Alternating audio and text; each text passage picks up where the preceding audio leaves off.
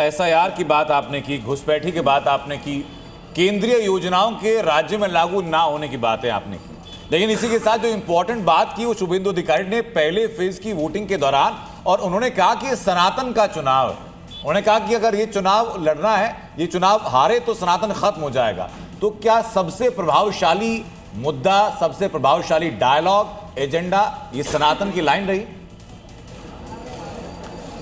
बंगाल में जमात की ताकत को आप नहीं समझ रहे हैं। बंगाल के जमात की ताकत 9 जिला को खा गई है।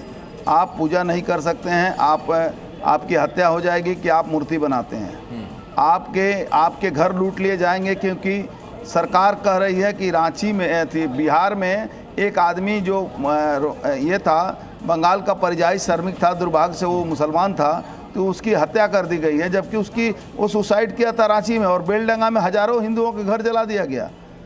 तो भाई साहब, एक तरफा क्यों सोचा जाता है?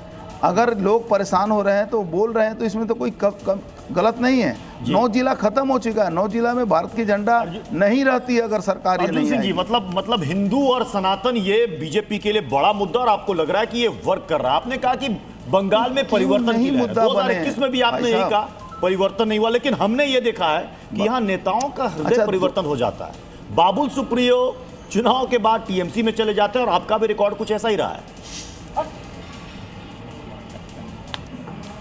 देखिए, आप जो भी हो, मैं आपका नाम नहीं जानता। प्रत्युष, आप एक बार बंगाल में 1 महीना रह के गए रहते ना, तो आपको बंगाल की हालत समझ में सर, मैं 2021 में आया था, बंगाल चुनाव में 2 महीने था, मैंने आपसे मुलाकात भी की थी। आप सर 2021 में चुनाव के मौसम में आते हैं ना, चुनाव के मौसम के पहले या बाद में आइए। जब पोस्ट पोल वायलेंस हुआ था तो आप थे क्या यहाँ?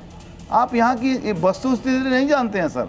यहाँ के लोगों को राजनीतिक अर्जुन सिंह जी, जब आप टीएमसी में रहते हैं तब टीएमसी अच्छी हो जाती है, टीएमसी छोड़ते खराब हो जाती है।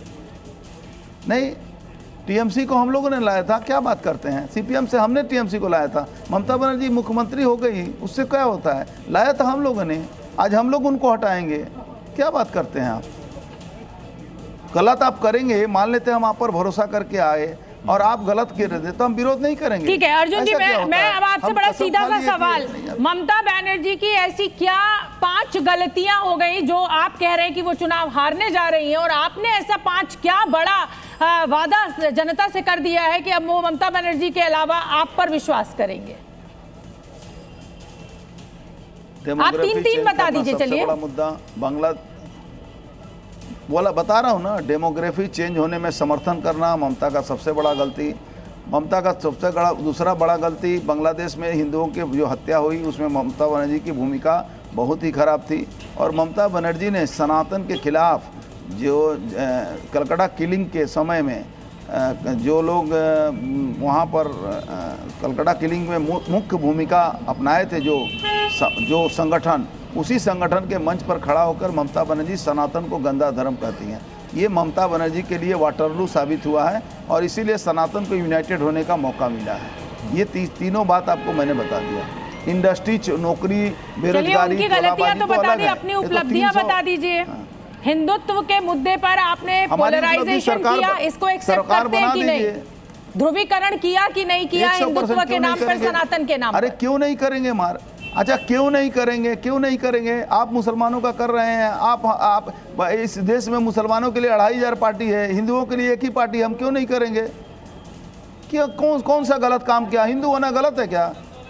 हम भारत के एक ही देश हमारा बचा हुआ है, आप बात करते हैं। तो मतलब सबका साथ सबका विकास की जो बात है उसको छोड़िए। सबका साथ सबका विकास सही है, सबका साथ सबका, सुनिए, सबका साथ सबका विकास में ना 80 करोड़ लोगों को राशन देते हैं और सारी सुविधाएं देते हैं, उनमें मुसलमान भी हैं, लेकिन मुसलमानों के लिए कमल फूल हराम है और बाद बाकी सब ठीक है। आप बात को समझिए जरा। एक सेकंड, अर्जुन सिंह जी हमारे साथ वरिष्ठ पत्रकार पैनल में हैं। एक सेकंड, मैं बोल देता हूं सर। अर्जुन सिंह जी वरिष्ठ पत्रकार हमारे पैनल में हैं। उसमें एक सेकंड राजेश, मुसलमानों के पक्ष में जो बोलता है वो सही है जी हैं, वो दोनों मुसलमानों के पक्ष में बोले वो सही है। मेरा सवाल ये है अर्जुन सिंह जी, जो रिप्रेजेंटेशन ऑफ पीपल्स एक्ट 1951 है वो पाबंदी लगाता है नेताओं पे कि सवाल उनको पसंद नहीं आए शायद हमारे, लेकिन उन्होंने भरपूर जवाब दिया और बेबाकी के साथ जवाब शोभना दिया। जी, ये इसमें एक बात बड़ी महत्वपूर्ण है, जो मुसलमानों के पक्ष में लगातार बोल रहे हैं उनके बारे में सवाल नहीं करते आप, वो ठीक है क्या? नहीं क्यों करने देंगे? नहीं, अरे तो टीएमसी ने क्या किया?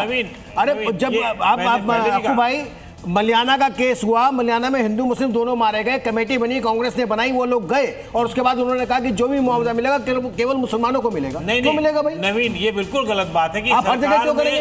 देश के संसाधनों में पहला अधिकार मुसलमानों का, ऐसे अल्पसंख्यक शब्द का इस्तेमाल किया गया था, मुसलमान शब्द का इस्तेमाल नहीं किया गया। भाई आप अभी चुनाव, आप सरकार की जो योजना है वो सबके लिए है, किसी के लिए ऐसा नहीं करेंगे।